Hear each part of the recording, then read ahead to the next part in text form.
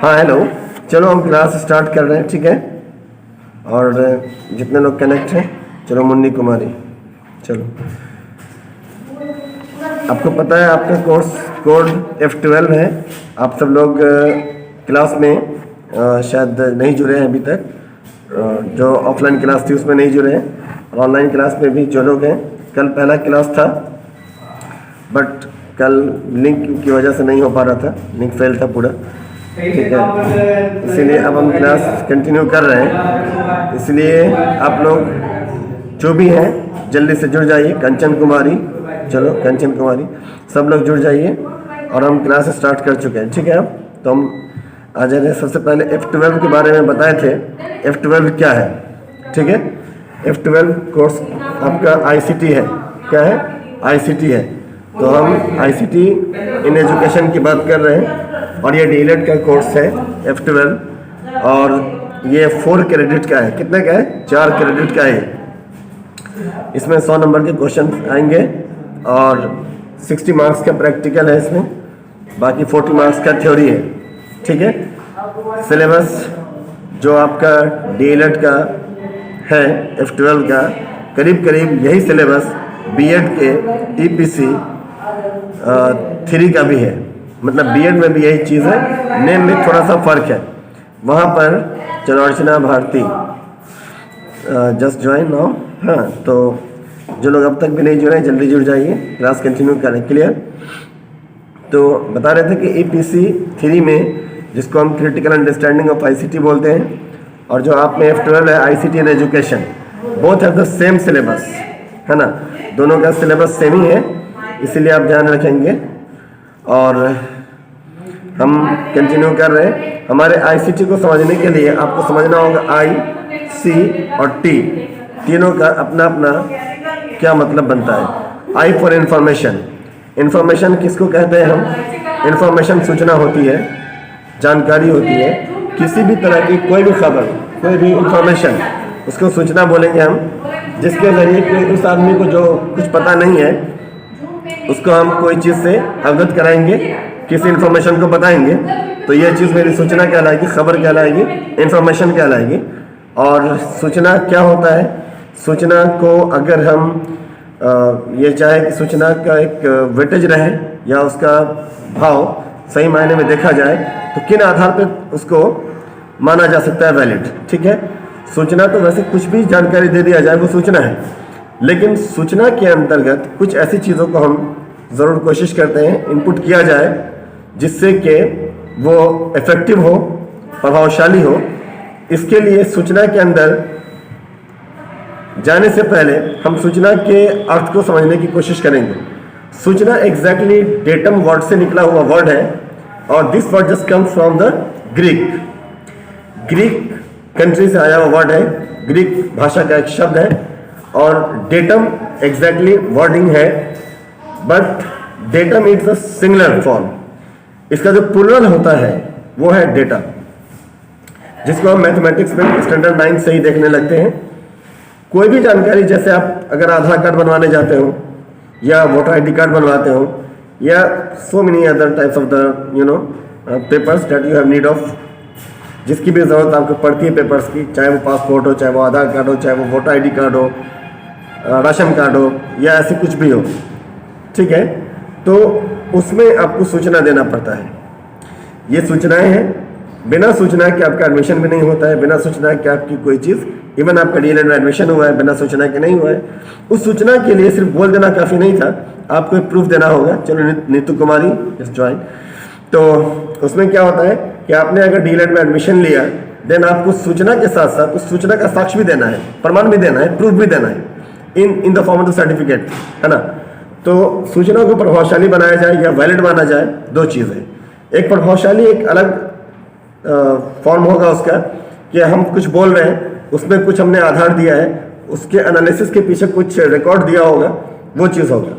और एक वैलिड मानने के पीछे रीज़न ये होगा कि कोई अगर हमको मान भी रहा है सही, लेकिन वो डॉक्यूमेंटल प्रूफ शो करना पड़ेगा उसको। बिना डॉक्यूमेंटेशन के आप अगर प्रिंसिपल हो या डायरेक्टर हो या कोई भी बड़े पोस्ट पर हैं, आप भी किसी को एडमिशन देंगे अगर, तो उस एडमिशन को कहीं देने के लिए आपको प्रूफ देना पड़ेगा बिहार बोर्ड को, अगर डीएलएड में एडमिशन लिया है तो बिहार बोर्ड को डेटा आपको सौंपना पड़ेगा हर बच्चे का, भले आप किसी के घर के मेंबर क्यों नहीं हो, प्रिंसिपल डायरेक्टर के बेटा बेटी क्यों ना हो, लेकिन एडमिशन आपका लेना है तो बिहार बोर्ड उसका उत्तरदायी होगा। वो तभी उत्तरदायी होगा जब आपके पीछे का एक रिकॉर्ड उसको दिया जाएगा, 10th का 12th का वटेवर जो नीड है, क्लियर ना, तो वो देना जरूरी होगा। तो दो चीजें आ गई, एक वो है जहां पे डॉक्यूमेंट देना मजबूरी है, जरूरी है ना, उसके बिना उसका वैल्यू नहीं होगा। दूसरी चीज क्या आएगी कि वो तो डॉक्यूमेंट दे दिया हमने, है ना। दूसरी चीज डॉक्यूमेंट देने के अलावा क्या होगी, डॉक्यूमेंट देने के अलावा ये होगा कि आप उस बात को रखते कैसे हैं, आपके बोलने का अंदाज क्या है, आपने उस बातों को रखा है, उसमें सूचना का भाग कितना है। इसीलिए क्या होता है, किसी भी सूचना के अंतर्गत हम अगर क्लास 9th में चले जाए, आपने सब कोई 9th पढ़ के आया होगा, 9th में आपने पढ़ा होगा स्टैटिस्टिक्स, जिसको हम सांख्यिकी बोलते हैं। एक गणित का एक ऐसा भाग है जिसके अंदर किसी तरह के डेटा की बात की जाती है, कोई सूचना की बात की जाती है, चाहे वो आबादी के स्तर पर हो, मृत्यु दर के स्तर पर हो, या हर साल पैदा होने वाले बच्चों की बात हो, चाहे जनगणना की बात हो, बहुत सारी चीज़ें हैं जिसको हम इसके अंदर ला सकते हैं। बट मैथमेटिक्स के उस पार्ट में हम फिलहाल जाना नहीं चाह रहे, हमको बस ये शो आउट करना था कि डेटा आता किधर से है, डाटा का मतलब क्या बनता है, इसलिए हमने इस चीज़ को यहाँ पे पुटअप किया है। तो वहाँ देखते हैं कि डेटा का जो भी ये होता है, मतलब दो तरह का डेटा हम डिस्ट्रीब्यूट करते हैं। एक होता है प्राथमिक आंकड़ा, और प्राथमिक आंकड़ा का मतलब होता है कि प्राथमिक आंकड़ा का मतलब होता है जिसका आधार है, मतलब what ever I have do it, what ever I have seen, what ever I have listened, I am just approve for that. जो कुछ भी हम बोल रहे हैं, जो कुछ भी हम कह रहे हैं, जो कुछ भी हम दे रहे हैं, जो कुछ भी हम बोल रहे हैं आपको, उसको हमने खुद से सुना होगा, उसको हमने खुद से ऑब्जर्व किया होगा, उसके पीछे का प्रूफ कोई और नहीं है, मैं खुद हूं, है ना। तो जब किसी भी डेटा की जानकारी देते समय जो जानकारी देने वाला है वो उसका खुद में अपने आप को ऑथराइज मानता है, प्रूफ दे रहा है, तो उस पर हम पूरा पूरा विश्वास करेंगे। लेकिन अगर मेरी दी गई जानकारी दे, भले हम लोग चलो चंदा तो अगर हमने जानकारी दिया है लेकिन हमको मिला कहां से, किसी व्हाट्सएप मैसेज से आ गया, किसी ने ऐसे कह दिया, हमने भी ऐसे कह दिया, तो वो आधार नहीं हो सकता है।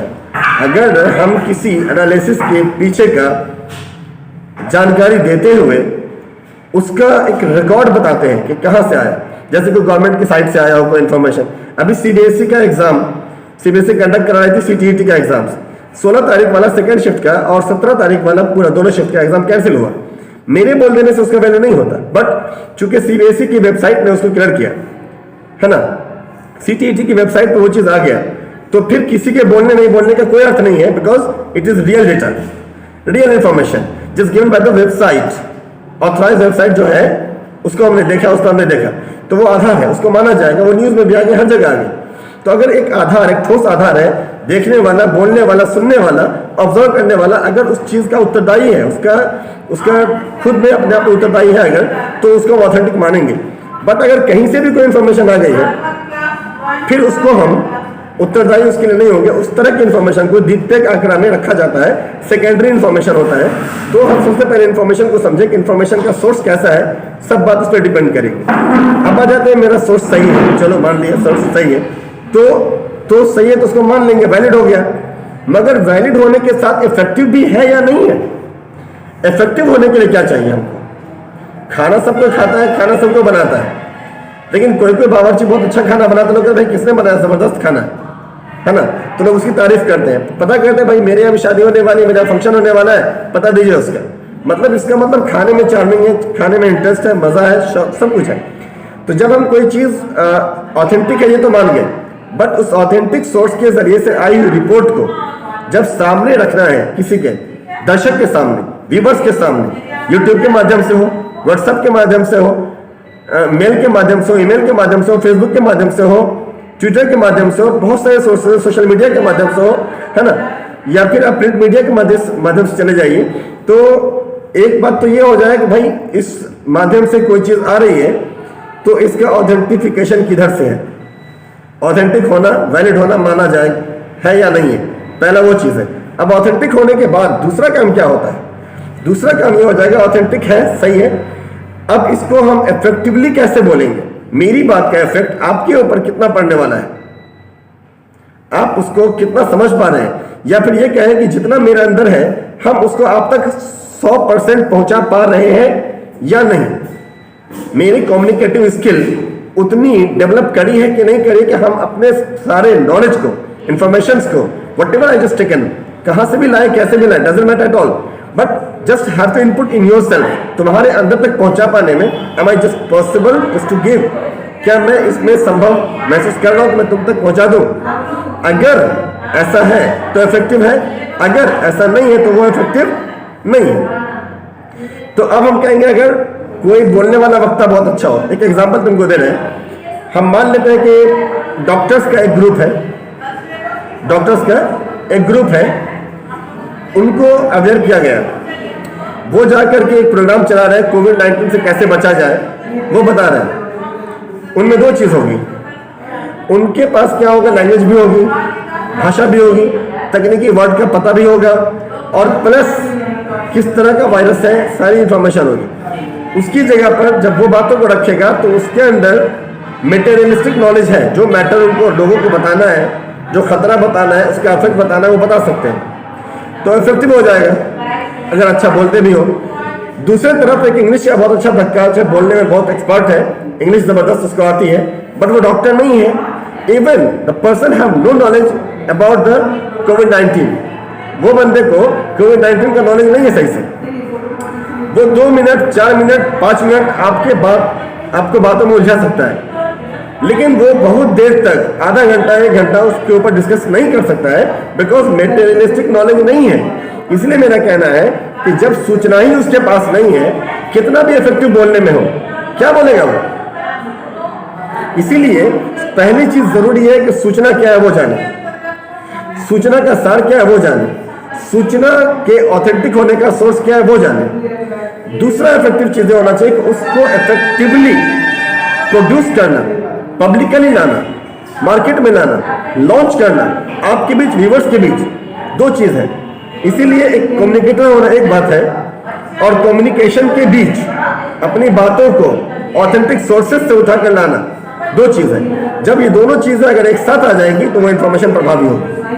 किसी को कोई दिक्कत है, कोई समस्या है, कोई परेशानी है, तो बोल सकते हो इसमें। हम आगे बढ़े, अब आगे चलते, चलो ये इंफॉर्मेशन हो गया, लेकिन ये तुम समझाने के हद तक बोले, परिभाषा में इतना लंबा थोड़ी ना लिखना पड़ेगा। एग्जामिनेशन में लिखने के लिए शॉर्ट पैसेज चाहिए, उसमें तर्क चाहिए, उसमें वर्ड्स चाहिए, उसमें मेरा आधा घंटे का बकवास नहीं चाहिए। उसमें हमको बोलना पड़ेगा सूचना में हम क्या लिखेंगे। तो सूचना शब्द सबसे पहले जो उन्होंने बताया ग्रीक शब्द से आया हुआ है, डेटम, और उसका प्लूरल डेटा होता है।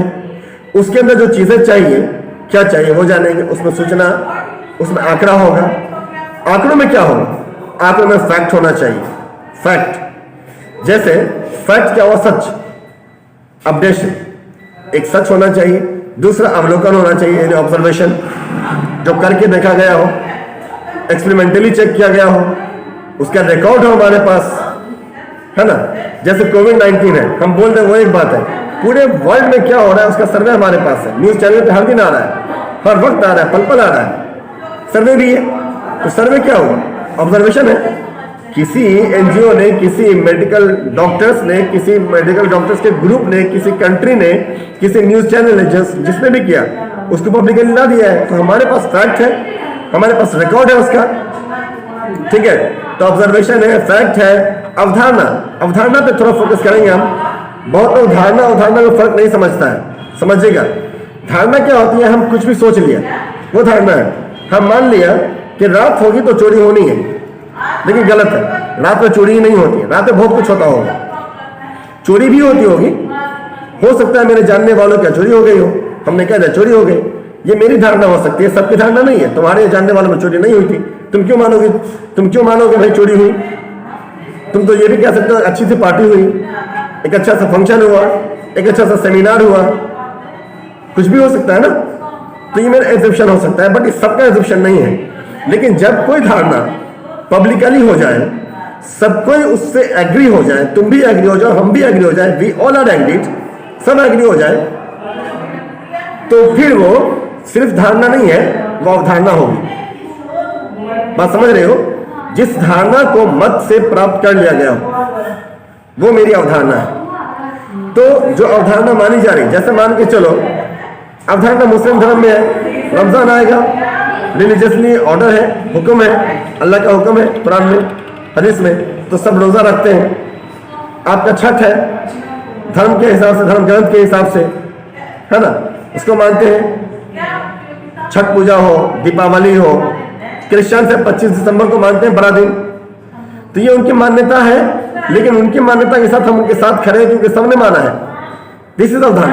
लेकिन सिर्फ हम मान ले रहे हैं, सिर्फ तुम मान ले रहे हो, कोई वैदिक मान ले रहे, कोई कीर्ति मान ले रहे, कोई अंजनी मान ले रही है, इट्स नॉट सो। कोई रुचि मान ले रहे, मुन्नी मान ले, इतना से नहीं चलेगा। कोई विवाह मान ले रहे, नहीं, बट सबको मानना चाहिए।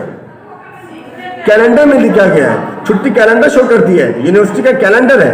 According to that we have got it the holidays, मतलब यूनिवर्सिटी स्तर पर मान्यता प्राप्त है उसको, तो हम छुट्टी ले रहे हैं। वो अवधारणा है, कोई इश्यू है, कोई दिक्कत है। तो जब हमको सूचना देंगे, उसमें तथ्य होना चाहिए, फैक्ट होना चाहिए, उसमें ऑब्जर्वेशन होना चाहिए, उसमें एग्जिबिशन होना चाहिए, उसमें नाम होना चाहिए, उसमें समय होना चाहिए, उसमें तिथि होना चाहिए, डेट टाइम होना चाहिए, है ना, वेट होना चाहिए, भार होना चाहिए, मूल्य होना चाहिए, आयु होनी चाहिए, एज होनी चाहिए, अंक होना चाहिए, प्रतिशत होना चाहिए, ग्रेड होना चाहिए। इन मतलब ये सारी चीजें जरूरी नहीं है, सारी चीजें एक साथ में जरूरी नहीं है, ठीक है। उनमें से जो चीज की जरूरत पड़े आपको, जिन चीजों की जरूरत पड़े वो आपको मिले। अगर ऐसी चीजें जानकारी के साथ और प्लस उसका एक रिकॉर्ड कि हाँ सोर्स क्या है, सही है या गलत है, सही सोर्स है, ऑथेंटिक सोर्स है, इसके साथ वो जानकारी मिली है, क्यों नहीं मानेंगे हम? बिल्कुल मानेंगे। और उसको दिया जा रहा है समझा करके, सामने वाला समझ रहा है, सामने वाला बोल रहा है, इफेक्टिव इंफॉर्मेशन होगी। कोई इश्यू है, कोई दिक्कत है, कोई प्रॉब्लम है, कोई समस्या है किसी को,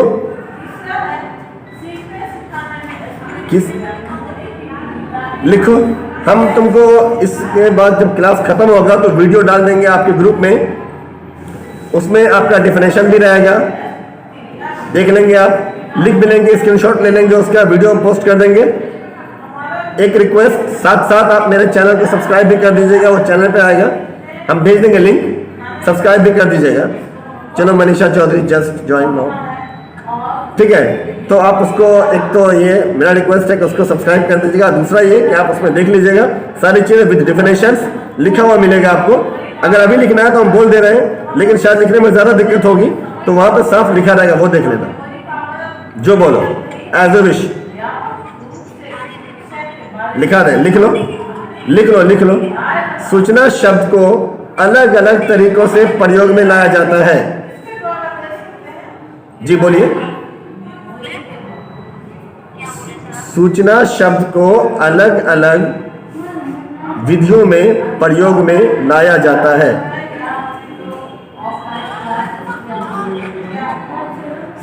फास्ट नहीं बोल रहे, सूचना शब्द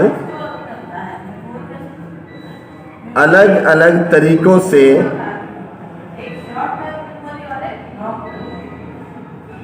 प्रयोग में लाया जाता है।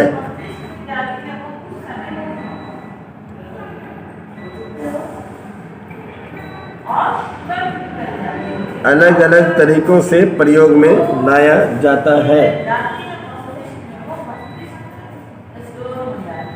जयमंत कुमार,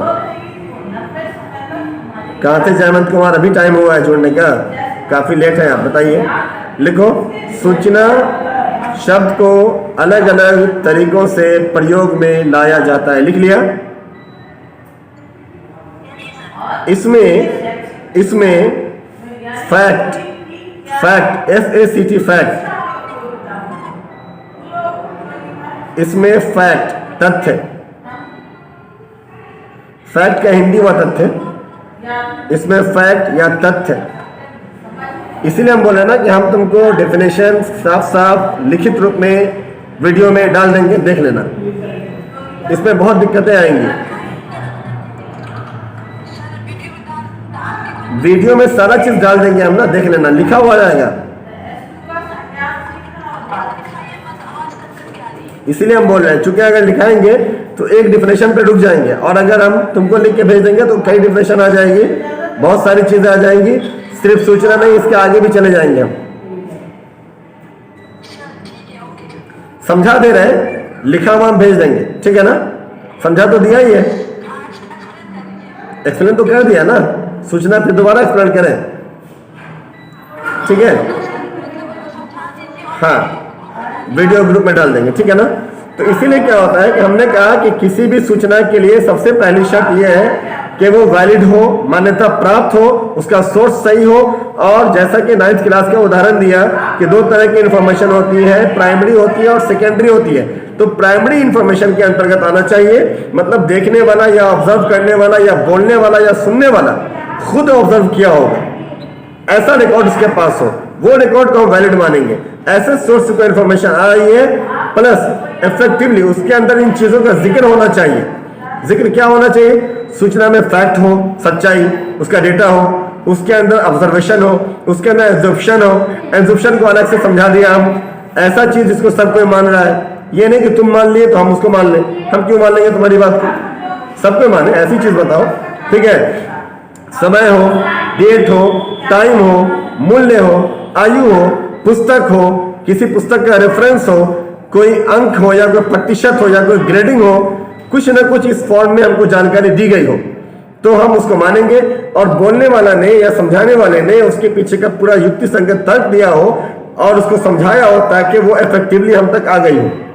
दोनों चीजें हैं। जैसे हम सारी चीज तुमको बोल रहे हैं, क्या मेरा समझाया हुआ तुमको समझ में आ रहा है, एक सवाल होगा, या नहीं आ रहा, मैं ऐसे ही बोले जा रहे हैं, ये दूसरा सवाल होगा।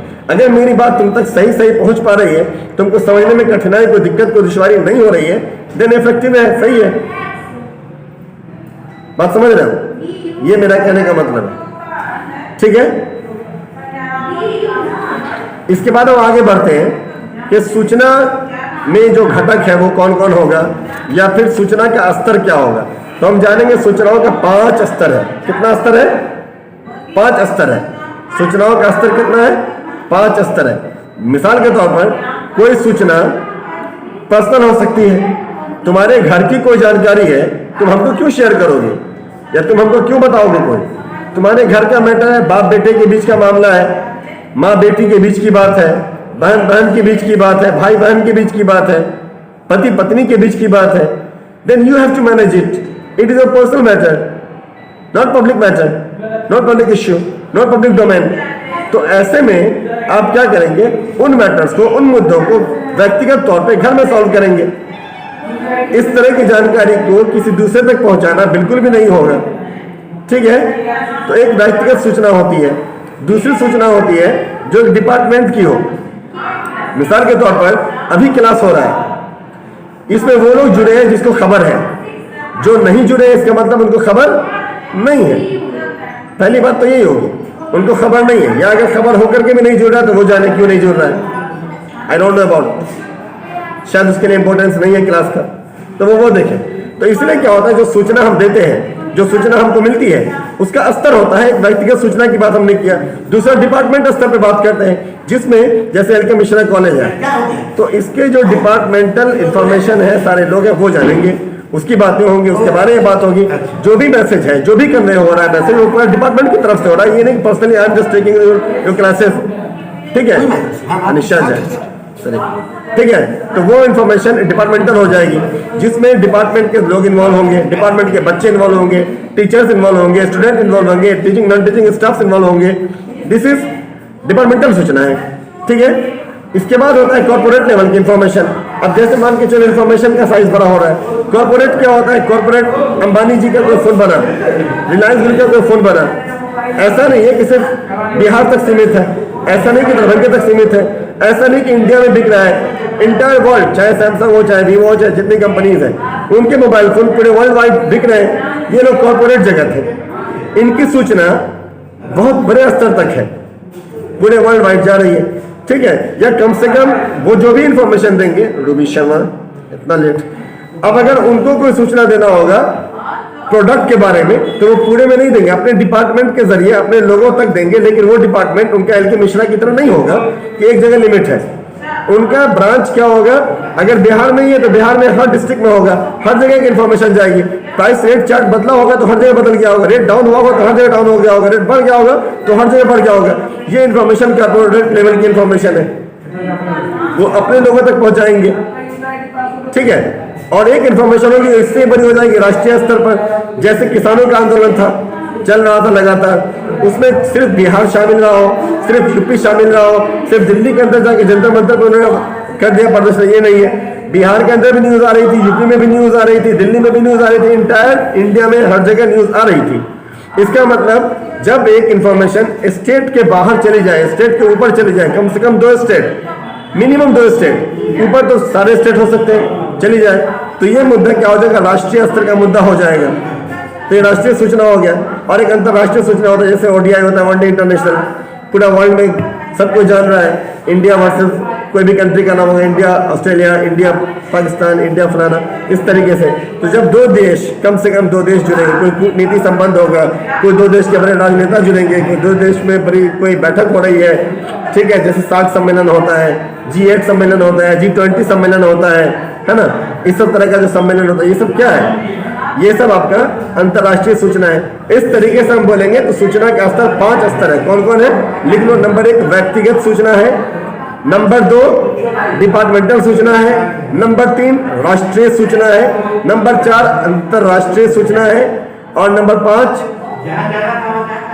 डिपार्टमेंटल सूचना है। मतलब व्यक्तिगत सूचना हो गया, जिसको इंडिविजुअल इंफॉर्मेशन बोलेंगे, डिपार्टमेंटल सूचना हो गया, डिपार्टमेंटल इंफॉर्मेशन को हम डिपार्टमेंटल बोलेंगे, या फिर इंस्टीट्यूशनल भी बोला जाता है कई जगह, जब कोई संस्था के अंतर्गत जानकारी होती है, कॉर्पोरेट इंफॉर्मेशन होती है।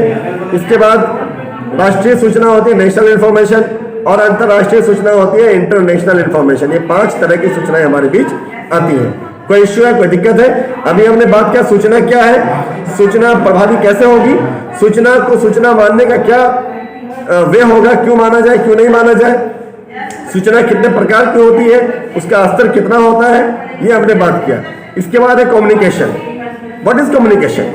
संप्रेषण, संचार, ठीक है, प्रेषण, प्रेषित करना, बहुत सारे शब्दों से हम इसको बोलते हैं। संप्रेषण इज कम्युनिकेशन इज व्हाट, क्या है संप्रेषण, क्या है कम्युनिकेशन, ठीक है। जब हम अपनी सूचना तुम तक पहुंचा रहे हैं, तुम अपनी सूचना हम तक पहुंचा रहे हो, हम अपनी सूचना एक दूसरे तक पहुंचा रहे हैं, ठीक है। सूचना पहले बता चुके क्या है, उसको पहुंचा रहे हैं, हम तक जो भी खबर है, जो भी सूचना है, जो भी जानकारी है, वो आप तक पहुंचा देना, ये कम्युनिकेशन है। अब वो अलग सवाल है कि कम्युनिकेटिव स्किल कैसी है, गुड कम्युनिकेटिव स्किल है, नॉट गुड कम्युनिकेटिव स्किल है, अच्छा है, प्रभावी है या प्रभावी नहीं है, दिस इज सेकेंडरी, ठीक है। तो उसके बारे में हम बात करेंगे। लेकिन जब हम कोई भी सूचना, जो सूचना के बारे में बात किया, चाहे वो सूचना के स्तर में कहीं भी आता हो, व्यक्तिगत आता हो या अंतर्राष्ट्रीय आता हो, इस बीच का कोई भी आता हो, कोई भी हो इसमें से, अगर सूचनाएं हम पहुंचा रहे हैं, किस तक पहुंचा रहे हैं, किसी दूसरे व्यक्ति तक, तो वो मेरा संप्रेषण कहलाएगा। मतलब आपकी जानकारी आपके द्वारा किसी और तक पहुंचाना, ये क्या है, ये आपका संप्रेषण है, ये आपका कम्युनिकेशन है, ठीक है। अब अगर हम कम्युनिकेशन को समझना चाहे और ज़्यादा, तो कम्युनिकेशन पहले के टाइम में कम था, आज कम्युनिकेशन की स्किल बहुत डेवलप हो गई है। एक टाइम था जब लोग पत्राचार करते थे, एक टाइम था जब तार भेजा जाता था, फिर एक टाइम आया जब टेलीफोन कन्वर्सेशन हुआ, उसके बाद आज व्हाट्सएप पे होता है, इमो पे कॉल होती है, ठीक है, चीज़ें बदली है, नेट कॉलिंग होती है, सारी चीज़ें बहुत हद तक बदल चुकी है, ठीक है। टेलीग्राफ, फैक्स, टेलीफोन, पत्र, mobile, WhatsApp, Twitter, mail, Facebook, ये सारी चीज़ें जुड़ चुकी हैं। ये सब कहीं ना कहीं संप्रेषण का माध्यम है। किसको कितना इफेक्टिवली हम यूज़ कर पा रहे हैं और दूसरे तक पहुंचा पा रहे हैं, दूसरा इसको समझ पा रहा है, ये सारी बातें हैं, इन सबको देखना पड़ता है। वो एक इश्यू है, लेकिन ये सब हमारे लिए क्या है, सूचना को पहुंचाने का एक ढंग है, संप्रेषण है, प्रेषण है, संचार है, जो बोल दो, ठीक है। अब अगर हम बात करें संप्रेषण के प्रकार की, तो संप्रेषण के प्रकार की बात हम करें तो संप्रेषण का 4 प्रकार है। कितना प्रकार है? 4 प्रकार है। सबसे पहले एक है शाब्दिक संप्रेषण। जब बात हम शाब्दिक संप्रेषण की करेंगे तो शब्दों का खेल है। जरूरी नहीं है कि बोर्ड का यूज किया जाएगा संप्रेषण में शब्दों को पहुंचाने के लिए। कोई जरूरी नहीं है कि आप बोर्ड के माध्यम का इस्तेमाल कीजिए, ब्लैक बोर्ड हो, व्हाइट बोर्ड हो, ग्रीन बोर्ड हो, स्मार्ट बोर्ड हो, doesn't matter at all that you must have to take a board just to give some information to someone else. आपको किसी आदमी तक कोई जानकारी पहुंचाने के लिए कोई जरूरी नहीं है कि आप बोर्ड यूज कीजिएगा, ब्लैक बोर्ड हो, व्हाइट बोर्ड हो, ग्रीन बोर्ड हो, स्मार्ट बोर्ड हो, ये जरूरी नहीं है। मगर आप पहुंचा सकते हैं, उसके माध्यम से भी पहुंचा सकते हैं, बिना उसके माध्यम के पहुंचा सकते हैं। जब एक नॉर्मली क्लास होती है जिसमें स्टूडेंट बैठे होते हैं, टीचर बैठा होता है, एक इंफॉर्मेशन दिया जाता है, शेयर किया जाता है, तो ये जो इंफॉर्मेशन होती है ये फॉर्मल है या शाब्दिक संप्रेषण है या वर्बल कम्युनिकेशन है। इसको हम बोलते हैं verbal communication, in English, Hindi में कहलाता है शाब्दिक संप्रेषण। तो शाब्दिक संप्रेषण क्या है, अगर सवाल आएगा तो हम कहेंगे जब किसी इंफॉर्मेशन को किसी दूसरे ग्रुप तक, किसी दूसरे समूह तक, किसी दूसरे व्यक्ति तक, एक व्यक्ति हो या एक ग्रुप हो, एक छोटा समूह हो या एक बड़ा समूह हो, वो डजंट मैटर कैसा समूह है या कौन व्यक्ति है, एक व्यक्ति है कि 2 व्यक्ति है कि 10 व्यक्ति है कि 100 व्यक्ति है, जो भी है, जब बोलने वाला कोई व्यक्ति, इंफॉर्मेशन देने वाला कोई व्यक्ति वर्ड के सहारे, शब्दों के सहारे लिख भी सकता है, बोर्ड पे लिख के बता सकता है, बिना लिखे हुए समझा सकता है, इंग्लिश में बोल सकता है, हिंदी में बोल सकता है, उर्दू में बोल सकता है, मैथिली में बोल सकता है, भोजपुरी का सहारा ले सकता है, किसी भी लैंग्वेज के माध्यम से शब्दावली का प्रयोग करके, वर्ड्स का इस्तेमाल करके अगर कोई इंफॉर्मेशन किसी में साझा करता है, किसी ग्रुप में साझा करता है, बोर्ड के साथ करे, बोर्ड के बिना करे, अकेले करे, सामूहिक रूप से करे, कैसे भी करे, तो ये सब शाब्दिक संप्रेषण का हिस्सा है।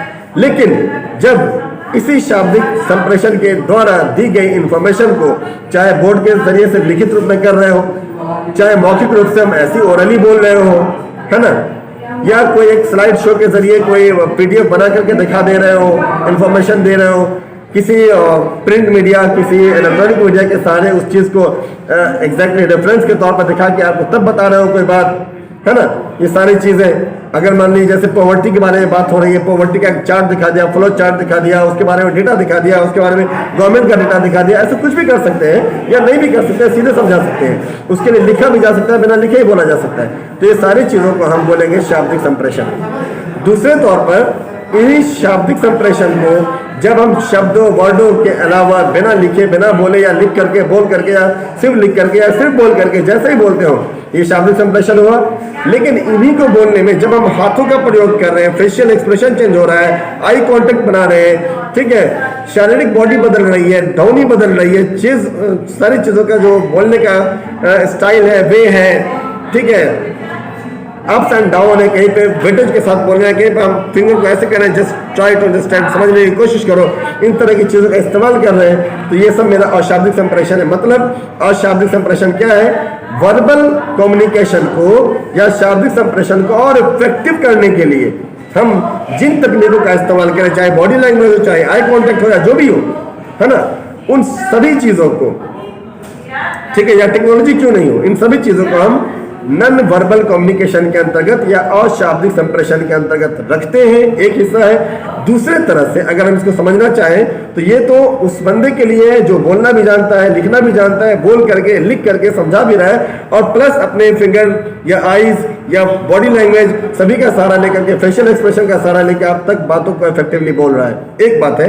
दूसरे जगह पर वैसे लोग भी इसमें आएंगे जैसे कोई अंधा है, ठीक है, तो उनकी अलग मेथोडोलॉजी है कि वो अपनी चीजों को कैसे लोगों में शेयर करेंगे, या फिर कोई अगर बहरा है, कोई अगर गूंगा है, तो वो आपसे संवाद कैसे स्थापित करेगा, उनका भी एक ग्रुप है, उनका भी एक समूह है।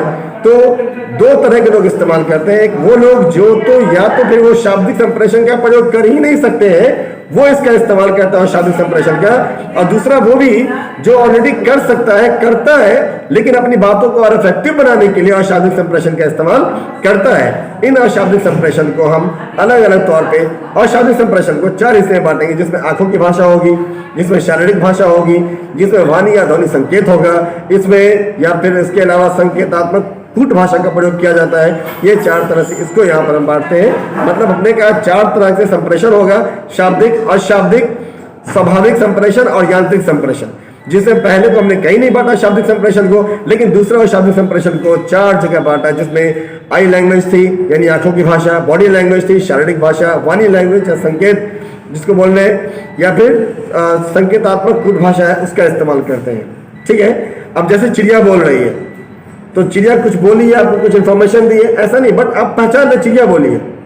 चूहा बोला है, चूहा को मुझे पहचानना है, शेर के दहाड़ने की आवाज है, कुत्ते के भूकने की आवाज है, वो कुछ मैसेज हमको स्पेशली बोल रहा है, आपको स्पेशली बोल रहा है, it is not so, but we are just understanding that particular animal is, ठीक है, वो जो कोई भी बंदा है वो इस तरह से आवाज लगा रहा है, उसका 3 में जैसे बेल रिंग है ऑफिस में बज जाता है, इसका मतलब जो पियून है उसको समझ में आता है हमको कॉल किया गया है।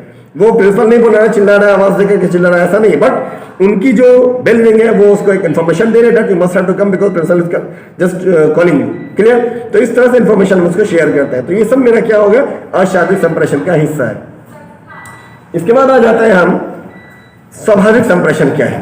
तीसरा स्वाभाविक संप्रेषण क्या है, जिसमें स्वभाव आपका जैसा है वैसा रहे, not have to be artificial something like, कुछ एक न्यूट्रलाइज करके अपने आप को दोहरा चित्र दिखाने की जरूरत नहीं होती है। हम क्या है, हम वही है, ठीक है, वही आपको शो करना हो। बालकृष्ण यादव, अब टाइम हुआ जोड़ने का, बताओ, काफी लेट हो बालकृष्ण यादव, टाइम नहीं रहा करो। स्वाभाविक संप्रेषण क्या होता है, जब हम न्यूट्रल होते हैं, जब कोई दो व्यक्ति या दो से अधिक व्यक्ति या एक दो समूह हो, है ना, किसी कृत्रिम साधन का उपयोग न करें, स्वाभाविक रूप से अभी हम जुड़ रहे हैं, जो मेरी शैली है, जो मेरे बोलने की शैली है, जो मेरी भाषा है, जो मेरा प्रयोग करते हैं क्लासरूम में, वही चीज इस्तेमाल कर रहे हैं। हाँ, ये अलग बात है कि हम ऑफलाइन मोड में नहीं है, that's why we are just connecting with the mobile system and you all and we also just with connected with the mobile phone. तो ये एक अलग चीज है, but whatever I have just telling you, जो मेरे अंदर वही हम तुमको बोल रहे हैं। कोई नयापन नहीं है, कोई नया चीज दिखाने की कोशिश नहीं कर रहे हैं, नयापन कहीं से नहीं है, मैं जैसा हूं मैं वैसा हूं, है ना। तो ये टेक्नोलॉजी का इसमें इन्वॉल्वमेंट हुआ, बट टेक्नोलॉजी ने मेरे आइडियोलॉजीज को बदला हो, चीजों को बदला हो नहीं, बट हम इसमें आर्टिफिशियल क्या करेंगे, जब हम यूट्यूब पर डाल देंगे इसको, तो यूट्यूब पर जब हम डालेंगे तो उसमें हो सकता है कुछ इफेक्ट डाल दें, हो सकता है कुछ चीजों को अलग से ऐड कर दें, जैसे डिफिनेशन में तुमको बोले समझाए बट लिखाए नहीं, वहां पर लिखा लिखाया दे देंगे। तो उसमें क्या होगा कि हम तो न्यूट्रल है, बट जो चीजें दे रहे हैं तुम्हारे लिए आसान हो जाए उसको साथ साथ ऐड कर दे रहे हैं, तो वो मेरा क्या होगा, वो चीज जो देना होगा न्यूट्रल ही कहलाएगा, ठीक है, या वास्तविक ही कहलाएगा, स्वाभाविक ही कहलाएगा। जब आपका स्वभाव एज इट इज रहता है, जो बातें आप बोल रहे हैं, जो शैली आपकी होती है, जो हर चीजों की शैली है, वो अपनी शैली के द्वारा पहचाना जाए, अपनी चीजों के जरिए जाना जाए, अपनी पहचान से जाना जाए, उसमें कोई नई तरह का नयापन नहीं हो, है ना, उन चीजों का इस्तेमाल नहीं किया जाए, तो वो चीज स्वाभाविक संप्रेषण होता है।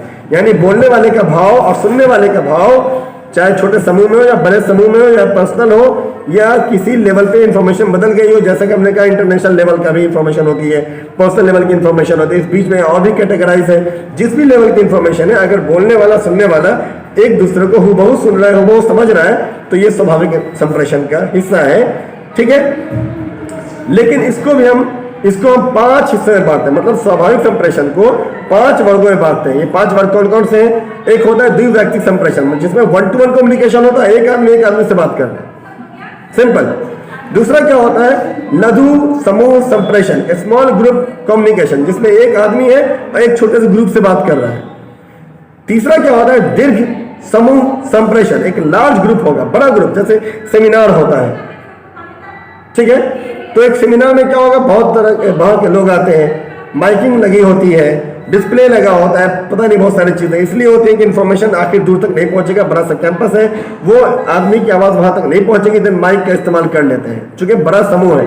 तो वहां पे वास्तविक तो है वो, लेकिन अपनी वास्तविकता को पहुंचाने के लिए क्या यूज कर रहा है? माइक। हम वास्तविक है यहाँ पर, बट हम क्या यूज कर रहे हैं यहाँ पर? Mobile phone. तुम क्या यूज कर रहे हो यहाँ पर? Mobile phone. और बीच में क्या जुड़ रहा है? Google Meet. It's what? It's a software, ठीक है, it's technology, but we are all स्वाभाविक संप्रेषण का ही हम इस्तेमाल कर रहे हैं, नेचुरली हम, ठीक है। तो चौथा क्या होता है? सार्वजनिक संप्रेषण, पब्लिक कम्युनिकेशन। और पांचवा होता है संगठन के तौर पर कोई इंफॉर्मेशन दी गई हो, ऑर्गेनाइजेशन दे रहा हो या इंस्टीट्यूशन दे रहा हो। जी बोलिए, कोई क्वेश्चन है?